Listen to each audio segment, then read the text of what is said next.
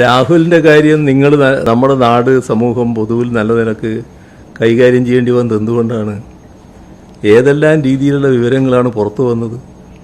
എത്ര ബീഭത്സമായ കാര്യങ്ങളാണ്! നമുക്ക് സാധാരണഗതിയിൽ പ്രതീക്ഷിക്കാൻ കഴിയുന്ന കാര്യങ്ങളാണോ വന്ന കാര്യങ്ങൾ? ഞാനതാകെ ഇപ്പോൾ വീണ്ടും ആവർത്തിച്ച് പറയാനൊന്നും ഉദ്ദേശിക്കുന്നില്ല. കാരണം നിങ്ങൾക്കെല്ലാവർക്കും അറിയാവുന്ന കാര്യമാണ്. മനുഷ്യ മനസാക്ഷിയുള്ള ആരെയും ഞെട്ടിപ്പിക്കുന്ന വൈകൃതങ്ങളല്ലേ ഉണ്ടായിട്ടുള്ളത്.